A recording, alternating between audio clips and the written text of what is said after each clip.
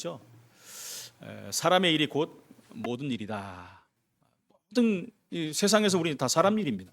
문제도 사람 가운데 일어나는 것이고, 가정에서도 마찬가지고, 교회에서도, 뭐 지역에서도, 뭐 나라 정치하는 사람도 어딘지 전부 사람 일입니다. 그래서 알맞은 인재를 알맞은 자리에 써야 된다는 것이 바로 인사가 만사라는 말입니다. 마피아 경영학이라는 책을 여러분 읽어보셨습니까? 거기 보면은 마피아가 되려면 간단합니다. 훈련 받으라는 얘기예요. 훈련 받아야 돼요. 여러분, 마피아는 범죄 조직이잖아요, 그죠? 근데 세계 최고의 조직입니다. 아무나 들어갈 수가 없어요. 그런데 여러분, 훈련을 받아야만 들어갑니다. 그럼 조폭들도 마찬가지예요. 들어가면 훈련 받아요. 훈련을 그냥 받는 게 아니라 강도 높은 훈련을 받습니다. 엄청난 훈련을 받아야 뭐 특공대 저리 갈 정도로 받습니다. 거길 통과해야지 또 그 조직에 들어갈 수 있습니다. 소림사 영화를 봐도 여러분, 아무나 소림사에서 못해요. 처음 물 떠오는 것부터 시작해가지고 빨래하는 것부터 시작해야 돼요. 그 통과해야지 그 다음 훈련도 할 수가 있는 것입니다. 조조가 제갈령을 얻으려고 평생을 사실 바쳤어요. 근데 못 얻었지요. 누가 얻었지요? 유비가 얻었어요. 유비가 제갈령을 얻으려고 삼고초려했습니다. 삼고초려. 삼고초려가 뭡니까? 인재를 얻으려고 참을성 있게 노력했다라는 말로 이제 우리가 하지만은 이 말의 시작은 2번이나 집을 찾아갔다는 거예요. 근데 없어요. 누가요? 제갈령이 없는 거예요. 우리 같으면 안 갈 텐데 3번째 또 찾아간 거예요. 거기에 제갈령이 감복을 받아가지고 유비 휘하에 들어간 것입니다. 한 시대에 풍미하는 사람이 됐지 않습니까? 포기하지 않고, 여러분 정말 인재가 맞다면 계속 찾아간 거예요. 세상에서는 여러분 인재 한 명을 얻기 위해서 이렇듯 애를 씁니다. 근데 성경에도 보면 누가 나오죠? 바리새인이란 대단한 사람들 나옵니다. 바리새인이 여러분, 우리가 늘 바리새인 막 욕을 해서 그렇지 이 사람들은 보통 사람이 아닙니다, 여러분. 성경을 꿰뚫는 사람들이에요. 보통 사람이 율법을 거의 다 지키려고 노력한 사람들이고요. 또 서기관들도 있습니다. 레위인들도 있습니다. 헤롯 당도 있습니다. 또 여러분 지도자들도 있어요. 유사라고 합니다. 이런 사람을 주님이 딱 불러갖고 제자로 썼으면 참 편안하게 했을 텐데 우리 하나님은 그런 사람들을 안 썼어요. 주님 보시기에 제자의 자격에 닿지 않는 사람들이었다는 것입니다. 여러분, 우리나라 옛날에 대통령 중에도 장로님이 2분이나 계셨어요. 현직 국회의원들 중에도 교인들이 상당히 많습니다. 근데 이 사람들이 예배 드리러 올 때 어떤 심정으로 오겠습니까, 여러분? 한번 생각해 봤어요. 진정한 그 사람들이 예배가 될까? 과연 표를 의식해서 교회를 오는 것은 아닐까? 뭐 이런 생각을 제가 해봅니다. 물론 잘 드리는 사람도 있겠지요. 정말 여러분 그렇다면 그들이 진실된 예배가 하나님 앞에 드려지겠냐는 것이죠. 그러던 중에 여러분, 중요한 것만 놓쳐버리는 것이 현실이라는 것입니다.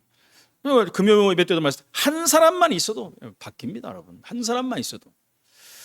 제가 좀 정치 얘기를 좀 말하는 편인데 어제 어떤 유튜브를 보니까 막 얼마나 이분이 화가 나가지고 우리나라 국회의원들은 국회의원 되려면 시험을 일단 다 봐야 된다는 거예요. 제가 맞아요 그랬어요, 속으로. 가장 기본적인 소양과 이런 부분들이 안 돼버린 거예요. 경제도 안 돼버리고. 그리고 그걸 막 주장을 합니다, 여러분. 그래서 그분이 화가 나가지고 일단 국회의원 반을 줄여야 되고, 국회 나오려고 하는 사람 전부 시험을 봐야 된다. 뭐에 화났냐 그랬더니 이 사람이요, 원자력에 대해서 얘기해요. 원자력. 우리나라 원자력 최고잖아요. 세계 최고인데 이걸 지금 줄여버리는 거예요. 그래서 뭐 2개만 3개만 만든다는 거예요. 지금 우리나라 형편은 10 몇 개를 만들어야 되거든요. 그 영국, 지금 여러분들이 알다시피 AI 시대를 달려가려면 전력이 얼마나 필요한지 몰라요. 전력 싸움이거든요. 그래서 영국 같은 경우도 세계 3위에 들어가겠다고 하고, 그래서 원자력을 막 짓는 중입니다. 근데 우리나라는 그걸 안 해요. 3개만 짓게 말겠다는 거예요. 그리고 AI에 우리도 3대 강국에 들어가고 있다는 거예요. 그러니까 말이 앞뒤가 안 맞잖아요, 그죠? 태양광 갖고 그거 못 따라갑니다, 여러분. 그냥 이 사람이 화가 나갖고 국회의원들이 기본조차도 모른다는 거예요. 모르고서 무슨 AI 국가가 되겠다는 거예요. 원자력을 하지도 않으면서. 저도 그걸 너무나 동의해갖고 좀 화가 나더라고요. 야, 좀 국회, 내가 그래서 어느 정도 목회하고 국회로 갈까? 이런 생각도 해봤습니다만은 뽑아주지도 않을 것입니다만은. 참 그렇습니다, 여러분. 그러니까 예수님은 여러분 제자를 뽑으시면서 훌륭한 사람을 뽑은 것이 아닙니다. 바닷가에 어부들 중에서 뽑았어요. 가장 핵심을 아는 국회의원 뽑을 때 가장 핵심을 아는 자를 뽑아야 돼요. 그죠? 무엇을 해야 되는지를 모르는 사람이 국회의원이 되면 안 된다는 거예요. 예수님의 제자들이 무엇을 하는지를 아는 사람들을 뽑아야 되는 거예요. 여러분, 잘 나가는 사람 안 뽑는 것이 기준입니까? 그게 아니라는 거예요. 예수님 마음에 합한 자, 쓰임 받을 자를 뽑았다는 것입니다. 그러다 보니까 무식한 사람, 병든 자, 아픈 자들, 이런 사람을 막 골라 뽑아버린 거예요. 오늘 첫 번째, 왜 세상 사람이 볼 때 부족하고 연약하고 힘없는 사람을 예수님이 택했습니까? 아니, 그 이전부터도 이상한 사람만 이렇게 마가다락방에 모이고 그러지 않았습니까, 여러분? 그 전에도 막 이상한 사람들만 하나님 믿는다고 따라다녔다니까요. 정말 멀리 보고 복음이 필요한 사람을 먼저 부르셨다는 것입니다. 그래서 복음 받는 시간표가 얼마나 중요한지 몰라요. 보라, 지금은 은혜 받을 만한 때예요. 구원의 날이로다. 이 시간표가 언제입니까, 여러분? 가장 중요한 거예요. 작정된 영혼들이 준비되어 있다는 거예요. 하나님이 예비된 영혼이 있어요. 여러분, 성공하고 난 이후에도 이 시간표가 오기도 합니다. 혹 늦을 수도 있어요. 그 전에 이 시간표가 올 수도 있습니다. 인간들은 여러분 성공하기 바쁩니다. 돈 벌려고 바쁘고 뭐 하려고 바쁘고 당연히 그래야 되죠. 돈도 많이 벌어야 되고 다 해야 돼요. 성공도 해야 돼요. 근데 왜 해야 되는지 이유를 모르고 한다는 것입니다, 여러분. 그런 거 생각도 할 겨를도 없어요. 그러니까 불행한 거죠, 여러분. 성공 다 해놨는데도 여러분 기쁘지가 않아요. 행복하지가 않아요. 허한 겁니다. 왜요? 그 자리에 하나님만 없어요. 다 있는데. 그러니까 인간 허할 수밖에 없는 것입니다. 사람에게 다 시간표가 있는데 내가 지금 여기서 복음을 들을 수 있게 된 것이 얼마나 큰 복입니까, 여러분? 여러분, 이 자리에 앉은 게 얼마나 큰 복이에요. 어떤 사람은 병에 막 시달린 후에 복음을 알 수 있어요. 그래도 복입니다, 여러분. 안 그렇습니까? 병에 걸렸다가 죽어버려가고 지옥 가버리면 어떻게 되겠습니까, 여러분? 최악의 경우 병에 걸려 죽기 전에 예수를 믿는 것도 최고 복이에요. 그런 사람 하나 있었죠? 예수님 우편에 있는 자. 지금 죽잖아요. 예수님과 같이 죽는데 죽기 바로 직전에 구원을 받아버렸어요. 네가 오늘 나와 함께 낙원에 이르리라. 정말 진짜 이런 복을 받은 사람이 어디 있겠습니까, 여러분? 그 전에 여러분 우리가 복음 받은 것이 얼마나 감사합니까? 그런 의미에서 우리가 맡은 직분은 너무너무 중요한 거예요. 그렇죠? 하나님 우리를 충성되이 여기셔갖고죠. 헌신할 수 있고 봉사할 수 있는 자리에도 부르신 겁니다. 마가복음 3장 13절에 보니까 주께서 원하시는 자들을 부르셨다. 그러니까 여러분들 아무나 여기 불러서 온 게 아니에요. 원하시는 자들만 하나님이 부르셨다. 누가복음 6장 12절에 보니까 예수님께서 여러분 밤새 기도하신 후에 그 다음에 제자를 불렀다 그랬어요. 그냥 예수님이 갑자기 가갖고 일로 와 그런 게 아니라니까요. 밤새 예수님께서 기도하시고 제자를 부르셨다. 12제자를 부르셨다는 말은 여러분 지금도 우리를 부르시고 계시다는 거예요. 12제자 알죠, 여러분? 베안야요, 빌바, 다시유, 도마야, 다시유. 무슨 말입니까? 앞글자만 해요. 제가 시험 볼 때 외운 거예요, 이렇게. 한 번에 외우니까 지금까지. 베안야요, 빌바, 도마야, 다시유. 이게 12제자 이름입니다, 여러분. 여러분, 국회의원과 법관 등으로 성공하는 것도 중요하지만 나를 찾지 못하면 성공하고 무너진다니까, 여러분. 인간이 누군지, 나는 누구인지, 내가 왜 사는지, 내가 왜 여기 있는지 알아야 되는 거예요. 이게 최우선이에요. 이거 모르고 성공하니까 망하는 거예요. 이거 모르고 돈 버니까 망하는 거예요. 이거 모르고 복권에 당첨되니까 거의 다 망해버리잖아요. 복권 당첨자는 사람들. 내가 누군지를 모르고 이 돈이 내게 왜 와 있는지도 몰라요. 근데 감당하지 못할 돈이 자기에게 와버렸어요. 이거 엉뚱하게 쓰다 망해버리는 거예요. 그러니까 복음 모르고 무조건 성공하면 그 이후에 한없이 무너져버린 날이 온다는 것입니다. 성경은 그래서 무조건 야망을 품고 뛰라고 가르치지 않습니다, 여러분. 어떻게 해요? 알고 뛰라. 갖추고 뛰라. 수준 낮은 우리가 복음을 받아서 그렇지 복음은 그런 게 아닙니다, 여러분. 복음은 가장 고상한 것이라고 바울이 고백했어요. 내가 그리스도를 얻고 나니까 가장 귀한 복음을 얻고 나니까 내가 가진 모든 것은 배설물도 안 된다. 바울이 가진 게 얼마나 큰 건데요, 여러분. 세상에서 최고의 것을 다 가진 사람인데 복음을 얻고 나니까 그것은 아무것도 아닌데 안 된다는 것이. 두 번째, 제자들을 부르신 이유가 있습니다, 여러분. 어떤 기준을 가지고 불렀냐는 것이죠. 바로 부르신 이유는 중대한 문제를 알게 하시려고 불렀어요. 구원이 무엇인지를 알게. 세상은 구원이 무엇인지를 모릅니다. 예수 믿는 사람도 구원이 뭔지를 모르고 그냥 믿어요. 세상 사람들이 모르는 것이 있습니다. 인간이 왜 고난을 원래 고난당하는 존재가 아니라니까요. 원래는 여러분 에덴에서 하나님과 영원토록 하나님을 기뻐하며 사는 존재로 창조됐다니까요. 근데 인간의 고통이 들어와 버렸어요. 뭐 때문에? 죄가 들어오는 바람에. 죄 때문에 저주와 고통 속에서 사는 인생이 돼버렸다니까요. 인간은 영혼이 있기 때문에 영혼이 구원받아야지 정상적인 인간, 정당한 인간이 되는, 원래의 인간이 되는 것입니다. 영혼이 정당한 주인을 만나는 것이 바로 구원입니다. 그 만나는 방법이 누굽니까? 그리스도. 하나님이 세상을 이처럼 사랑하사 독생자를 주셨으니 이는 저를 믿는 자마다 멸망치 않고 영생을 얻게 하라. 기준은 뭐예요? 믿는 거예요. 아무리 열심히 살고 열심히 교회 다녀도 소용없어요. 믿어야 되는 거예요. 믿어야. 영원히 구원받지 않으면 중대한 문제가 발생하게 되는 것입니다. 그래서 가장 중요한 것은 그리스도의 비밀을 아는 거예요. 아는 것으로 끝나는 게 아니라 그리스도의 비밀을 확인하고 내가 체험해버려야 돼요. 그것이 믿어져 버려야 돼요. 김중곤 목사님이 그런 얘기했잖아요. 도대체 예수 그리스도가 누구냐 도대체. 오카노 목사님 설교를 봐도 도대체 예수가 누구냐, 이 예수가 어떤 분이냐, 당신의 모든 죄 문제 끝내신 분이 아니냐, 이렇게 말합니다. 여러분, 그 얘기를 한 데만 눈물을 철철 흘리면서 얘기해요. 이 예수가 그리스도인데 이 예수 그리스도를 모르는 죄를 용서하여 주옵소서. 한 번도 싸움을 안 했는데도 전 세계를 정복한 그분이 누구냐?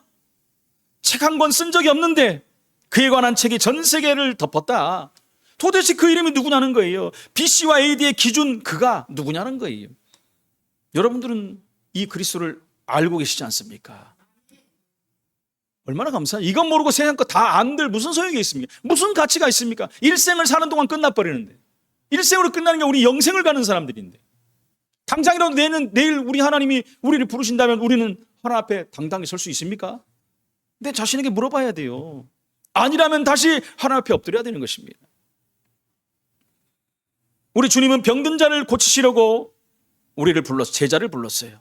17절에 나오지 않습니까? 오늘 17절에 보니까 예수께서 그들과 함께 내려오사 평지에 서시니 그 제자의 많은 무리와 예수의 말씀을 듣고 병 고침을 받으려고 유대 사방과 예루살렘과 두로와 시돈의 해안으로부터 온 많은 백성들도 있더라. 병 고침을 받게 하려고 불렀다는 거예요. 구원받지 못해서 오는 심각한 질병들이 얼마나 많습니까, 여러분? 현대 과학과 의학으로도 못 고치는 병들이 너무나 많아요.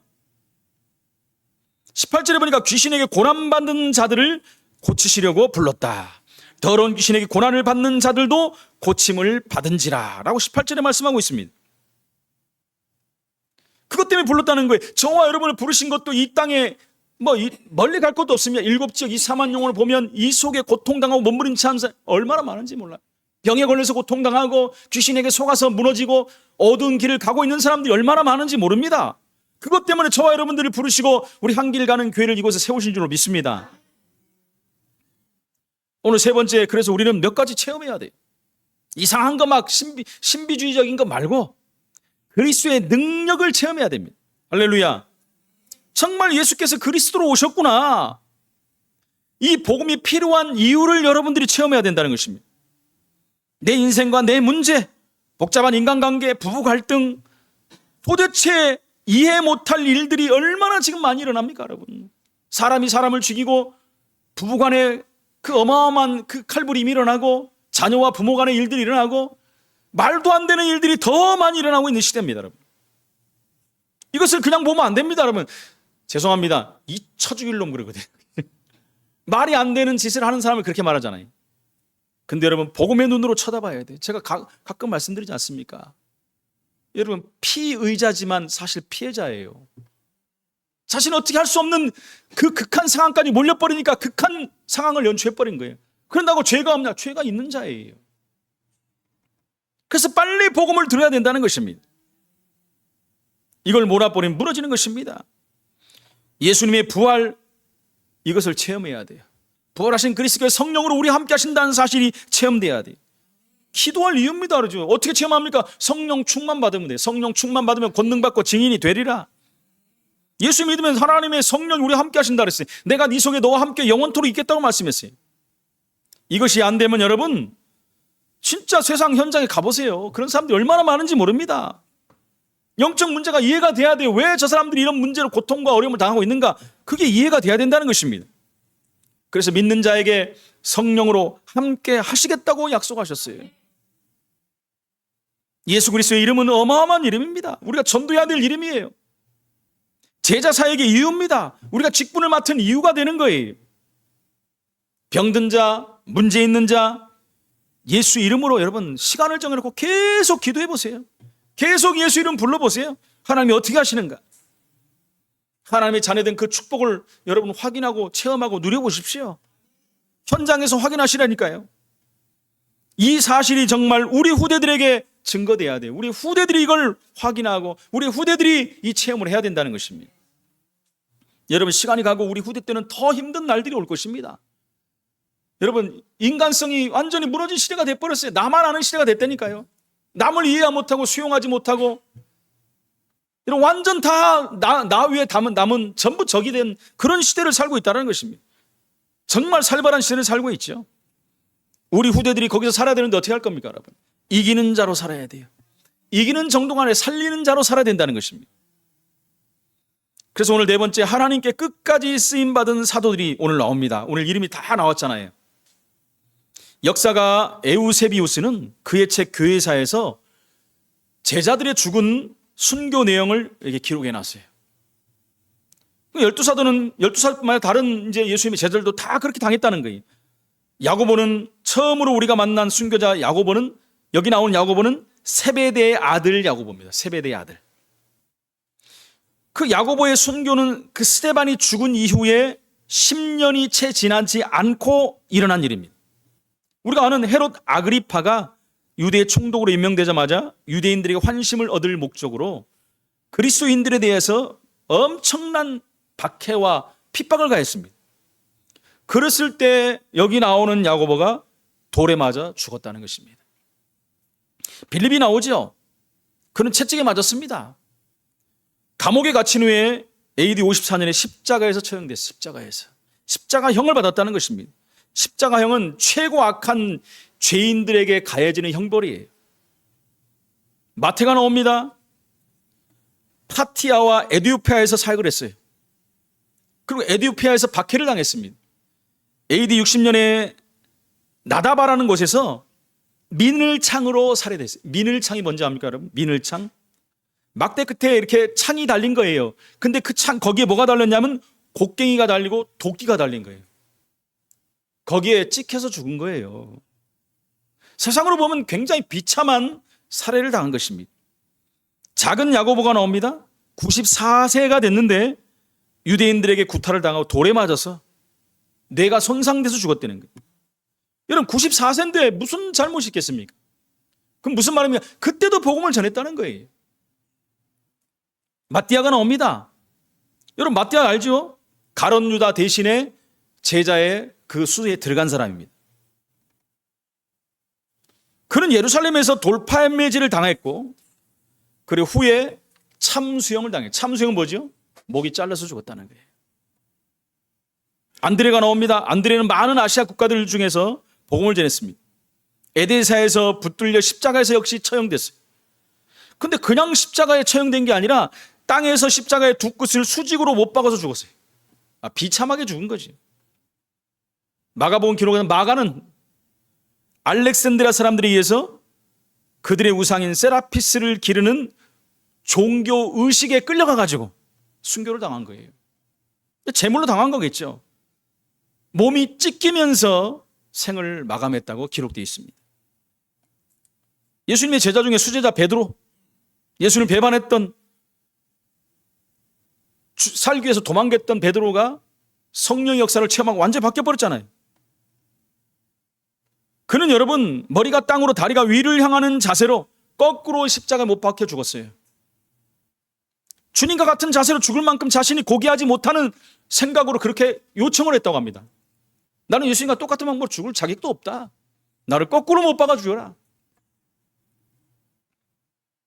여러분 바울은 어떻게 죽었습니까? 우리가 잘 알지 않습니까, 여러분?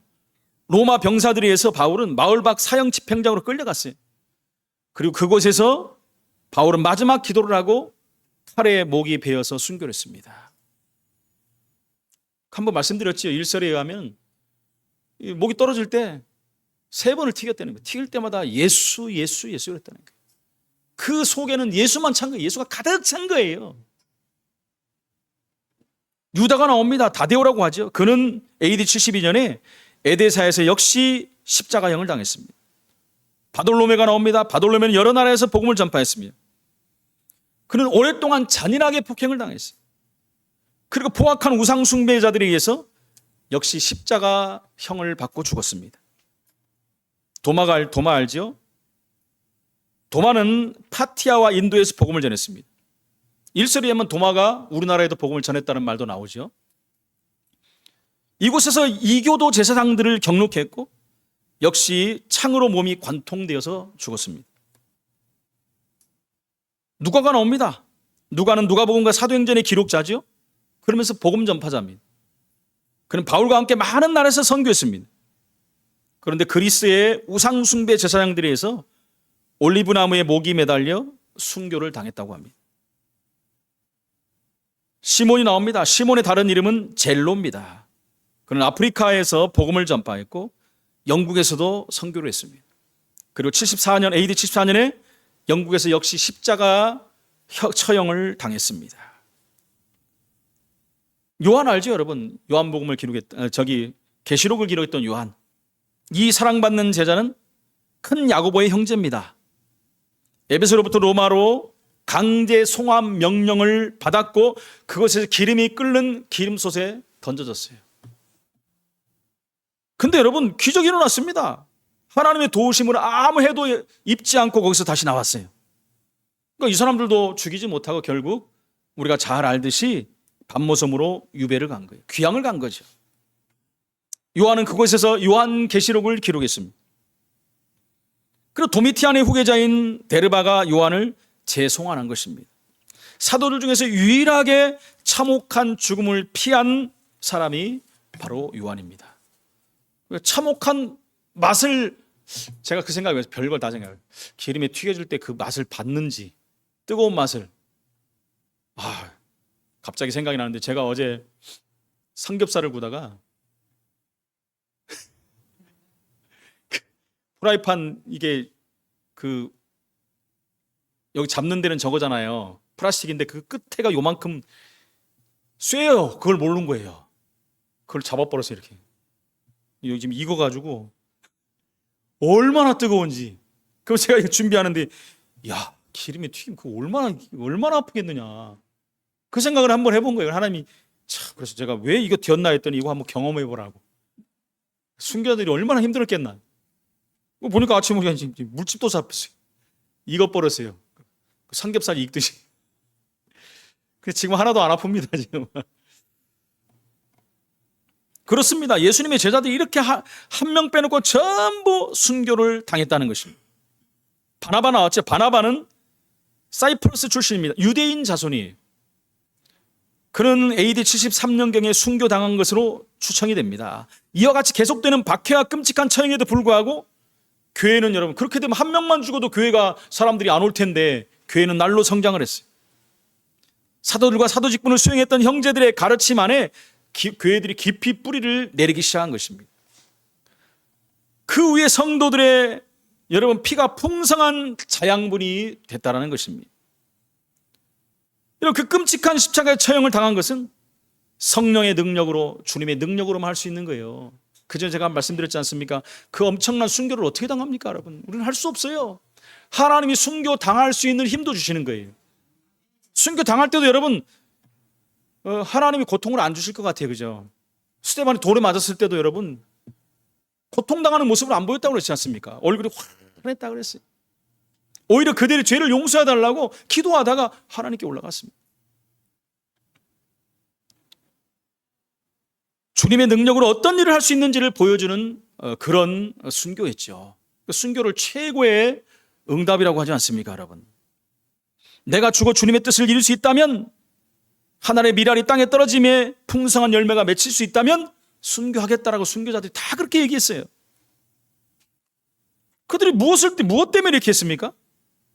그들의 죽음은 여러분 한결같이 자발적이었어요. 누가 강요한 것이 아닙니다. 무엇을 위해서 장렬한 순교기를 택했겠습니까?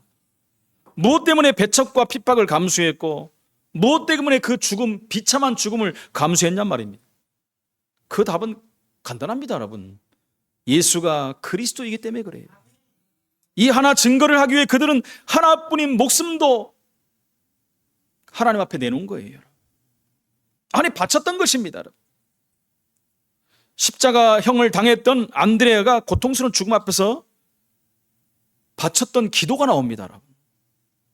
누구 때문에 순교했는지 감동적으로 전해주고 있습니다. 이렇게 말합니다. 그리스도이신 예수님, 내가 배웠고 내가 사랑했던 당신 안에 있는 나를 받으소서. 당신의 영원한 나라에 내 영혼을 받으소서. 아멘 하고 순교했다고 합니다. 그렇습니다. 그들이 박해와 순교를 각오하고서 증거하고자 했던 것은 예수가 그리스도라는 사실입니다. 사도행전 5장 42절에 보니까 그들이 날마다 성전에 있든지 집에 있든지, 보세요 여러분, 그렇게 핍박을 당하는데도 날마다 성전에 집에 있었다래요. 그러면서 뭐 했습니까? 예수가 그리스도라고 가르치기와 전도하기를 그치지 아니하였느니라. 대단하지 않습니까 여러분? 여러분, 예수 믿다가 누가 하나 끌려가 죽었다, 어떻게 되겠습니까 여러분? 다 도망가 버리겠죠. 근데 여러분, 예수 믿는 사람은 강해요. 그런 날이 오면요, 그 증거들이 또 오게 됩니다. 그게 예수 믿는 증거예요. 그렇다면 여러분, 사도들은 무슨 근거로 또 무슨 논리로 이런 주장을 하였을까요? 사도 베드로가 성령 강림 후에 3,000명의 유대인 앞에서 최초의 설교가 그것을 대변하고 있습니다. 사도행전 2장 22절에 말하죠. 이스라엘 사람들아, 이 말을 들어라. 너희도 아는 바와 같이 하나님께서 나사렛 예수로 큰 권능과 기사와 표적을 너희 가운데서 베푸사 너희 앞에서 그를 증언하셨느니라. 23절에 그가 하나님께서 정하신 뜻과 미리 아신 대로 내준 바 되었거늘 너희가 법 없는 자들의 손을 빌려 못 박아 죽였으나, 32절에 이 예수를 하나님이 살리신지라 우리가 다 이 일의 증인으로다. 35절에 내가 내 원수로 내 발등상이 되기까지 너는 내 우편에 앉아있으라 하셨도다 하였으니, 36절에 그런즉 이스라엘 온 집은 확실히 알지니 너희가 십자가에 못 박은 이 예수를 하나님이 주와 그리스도가 되게 하셨느니라. 베드로가 이 설교를 했다니까요. 그래서 우리 마지막으로 결론적으로 확신과 사명을 가져야 돼요. 여러분, 예수가 그리스도라는 확신, 그 그리스도로 인해 내가 구원받았다는 확신, 그리고 나는 그리스도의 제자라는 확신을 가져야 돼요. 여러분, 사람의 제자가 아닙니다. 여러분, 하나님의 제자, 그리스도의 제자가 돼야 돼요. 사도들은 하나님의 아들 되심과 십자가의 죽음, 그리고 부활, 이 세 가지가 예수가 그리스도라는 선포의 필요 충분 조건이라는 것을 내세웠다는 것입니다. 여러분, 이 세 가지가 안 되면 예수 그리스도 아닙니다. 여러분, 하나님의 아들이시고 십자가에 죽으시고 반드시 부활해야 되는 거예요. 그리고 자신들은 이 세 가지를 직접 목격한 증인이라고 했습니다. 여러분, 그 세 번째 증인은 뭡니까? 사도행전 4장 20절에 보니까 우리가 보고 들은 것을 말하지 아니할 수 없다. 증인은 뭡니까? 보고 본 자들, 들은 자들, 그리고 말하는 자들이 증인입니다. 우리는 그리스도의 참된 제자로서 이 사명을 감당하는 증인으로 서야 될 줄 믿습니다. 12제자만 부른 것이 아니라 저와 여러분들로 제자를 부르셨다는 거예요. 그렇다면 우리는 예수가 그리스도는 거기에 확신을 가지고 증거를 가지고 증인으로 서야 될 줄로 믿습니다. 기회가 왔습니다. 이번 명절이 그 기회입니다. 여러분, 우리가 그동안 못 만났던 일가 친척들 만날 거 아닙니까? 여러분, 한 번쯤은 말해줘야 돼요. 그렇죠? 한 번쯤은 드려야 될 거 아닙니까? 혹시 하나님의 시간표가 왔을 수도 있어요. 이 확실한 시간표를 놓치면 안 됩니다. 응답받고 승리하는 이번 추석 명절이 되기를 예수 이름으로 축원을 드립니다. 전능하신 하나님 은혜를 감사합니다. 12제자를 부르신 주님께서 우리를 부르셔서 제자의 길을 가게 하시니 감사를 드립니다. 예수가 그리스도는 사실이 확인되고 체험되고 이 놀라운 비밀이 나를 통해서 증거되는 하나님의 사람으로 서는 이번 주간이 될 수 있도록 주님이 역사해 주옵소서. 예수 그리스도 이름으로 기도하옵나이다. 아멘.